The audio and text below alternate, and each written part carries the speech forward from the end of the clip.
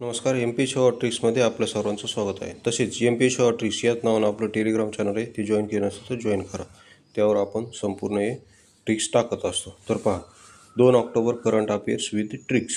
आता पहा, नरेंद्र मोदी यांनी नुकतीच कुणाच्या आत्मकथेची प्रस्तावना लिहिली? तर याचं योग्य आन्सर आहे जॉर्जिया मेलोनी. जॉर्जिया मेलोनी कोण आहेत? तर इटलीच्या पंतप्रधान आहेत. त्यांनी त्यांची आत्मकथा लिहिलेली आहे आणि त्या आत्मकथेला प्रस्तावना कोणी दिली? तर आपले नरेंद्र मोदी यांनी त्यांना प्रस्तावना दिलेली आहे. तसेच नरेंद्र मोदी यांनी या अगोदर आनंदीबेन पटेल आणि हेमा मालिनी यांच्या आत्मकथांना सुद्धा प्रस्तावना दिलेली होती. आणि आता जॉर्जिया मेलोनी यांच्या आत्मकथेला त्यांनी प्रस्तावना दिलेली आहे. त्यांनी कोणती आत्मकथा लिहिली, काय लिहिली, ते आपण नेक्स्ट व्हिडिओमध्ये पाहणार आहोत. ओके. त्यानंतर पहा, ICCने कुणासोबत प्रॉमिस टू चिल्ड्रन हे अभियान सुरू केले आहे? तर पहा, प्रश्न काय आहे? ICCने कुणासोबत प्रॉमिस टू चिल्ड्रन हे अभियान सुरू केलेले आहे? तर याचं योग्य आन्सर आहे युनिसेफ. ICCने केलेलं आहे बरं का, BCCIने नाही. तिथे कन्फ्यूज होऊ शकतं. तर लक्षात घ्या, ICCने केलेले आहे, BCCIने नाही. प्रॉमिस टू चिल्ड्रन हे अभियान युनिसेफसोबत भागीदारी केलेली आहे या अभियानासाठी. त्यानंतर पहा, BCCIचे नवे अध्यक्ष. BCCIचे नवे अध्यक्ष म्हणून कुणाची निवड झालेली आहे? तर याचं योग्य आन्सर आहे मिथुन मन्नास.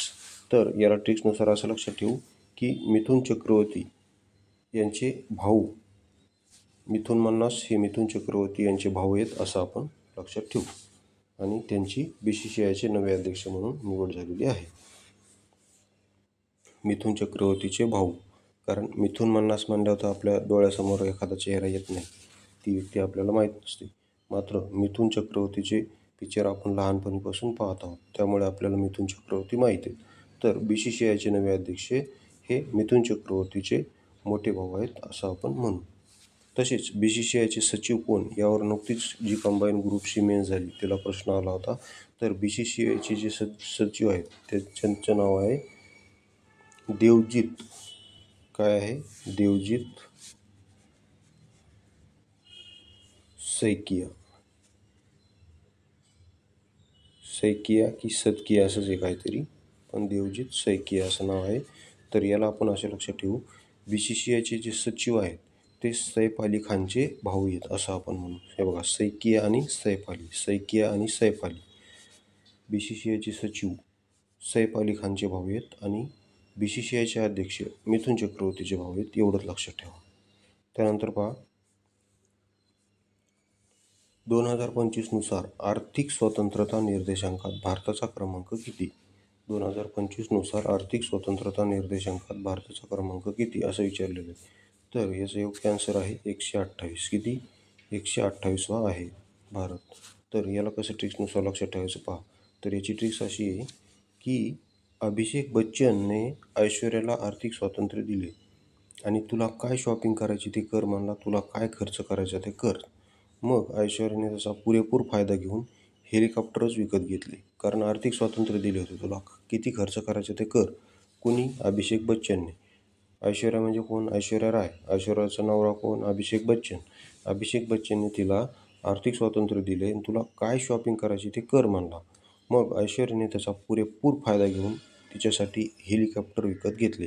आता हेलिकॉप्टर काय त्याची पुढील ट्रिक सांगतो आणि अभिषेक बच्चन असं का घेतलं ते पण सांगतो. आता पहा, आता अभिषेक बच्चन यासाठी घेतलं की अभिषेकचा ए 1 नंबरला येतो ABCDनुसार, B 2 नंबरला येतो आणि H 8 नंबरला येतो, म्हणजेच 128. हे बघा, ABCDनुसार A = 1, B = 2 आणि H = 8 असते. ओके. तर अभिषेक बच्चनने ऐश्वर्याला पूर्ण आर्थिक स्वातंत्र्य दिले असं लक्षात ठेवा. आणि मग तिनं काय केलं? हेलिकॉप्टर विकत घेतलं. मग हेलिकॉप्टर विकत घेतलं म्हणजे काय? तर हा जो आर्थिक निर्देशांक आहे तो हेरिटेज फाउंडेशनकडून जारी केला जातो. कोणाकडून? हेरिटेज फाउंडेशन नावाची एक NGO आहे, आंतरराष्ट्रीय संघटना आहे, तिच्याकडून आर्थिक निर्देशांक जारी केला जातो संपूर्ण देशांचा.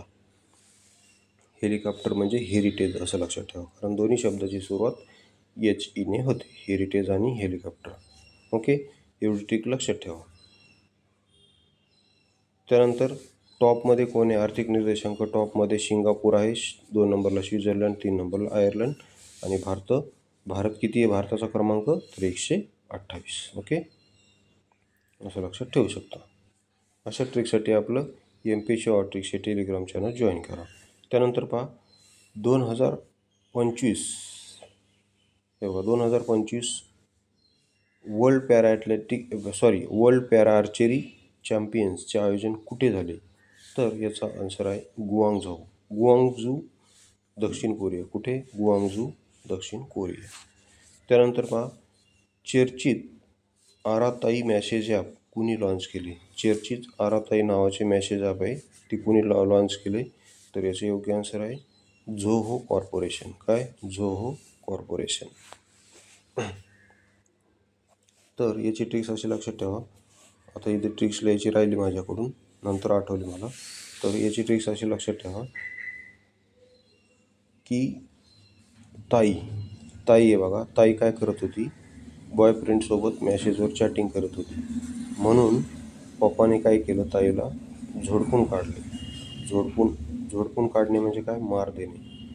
झोडपून काढले कारण ताई तिच्या बॉयफ्रेंडसोबत, हे बघा ताई नाव दिसतं शेवटी तुम्हाला याच्यामध्ये, ताई बॉयफ्रेंडसोबत बोलत होती. म्हणून पप्पाने ताईला काय केलं? माझ्या ताईला झोडपून काढले. हे बघा, झोडपून म्हणजे झोहो कॉर्पोरेशन.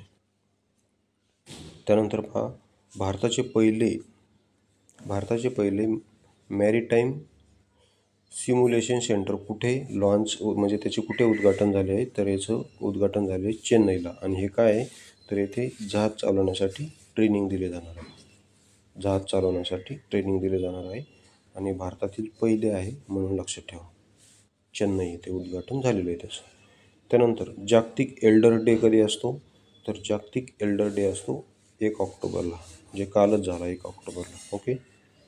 त्यानंतर आता आपला शेवटचा प्रश्न आहे की भारतीय वनस्पती सर्वेक्षणच्या 13वे डायरेक्टर म्हणून कुणाची निवड झालेली आहे? भारतीय वनस्पती सर्वेक्षणचे 13वे डायरेक्टर म्हणून कोणाची निवड झाली आहे? तर याचे योग्य आन्सर आहे डॉक्टर कनाद दास. तर याची पण ट्रिक्स लक्षात घ्या. आपण BCCIचे अध्यक्ष म्हणून मिथुन चक्रवर्तीचे भाऊ म्हणलो, BCCIचे सचिव म्हणून सैफ अली खानचे भाऊ म्हणलो. तसं भारतीय वनस्पती सर्वेक्षणच्या अध्यक्ष किंवा डायरेक्टर किंवा महासंचालक काय म्हणा, त्याच्यापदी निवड होणारे कनाद दास हे रामदास आठवले, काय म्हणू आपण? रामदास आठवले यांचे भाऊ आहेत असं म्हणू. कारण हे बघा, हे दास म्हणजे रामदास, हे कनाद दास, हे रामदास. हे कनाद दास रामदास आठवले, आणि रामदास आठवले तर आपल्या सगळ्यांनाच माहिती आहे. म्हणजे ट्रिक्स बनवताना असा चेहरा घ्यायचा की जो आपल्याला पाठ आहे. आता हे डॉक्टर कनाद हे आपल्याला पाठ आहेत का? हे कोण आहे व्यक्ती, काय यांचा चेहरा पाठ आहे का आपल्याला? तर नाही. तर ट्रिक्स बनवताना असा चेहरा घ्यायचा की जो आपल्या डोळ्यासमोर खटकन आला पाहिजे. जसं की मिथुन चक्रवर्ती लगेच आपल्या डोळ्यासमोर येतात, सैफ अली खान आपले लगेच डोळ्यासमोर येतात, तसे रामदास आठवले लगेच आपल्या डोळ्यासमोर येतात. आणि हे रामदास आठवले का म्हणायला? कारण भारतीय वनस्पती सर्वेक्षणचे जे 12वे डायरेक्टर होते, यांची ज्यावेळेस नियुक्ती झाली होती नवीन, तर तिथं एका महिलेची नियुक्ती झाली होती. तर त्यावेळेस त्याच्यावर प्रश्न ग्रुप C 2022ला प्रश्न आलेला आहे.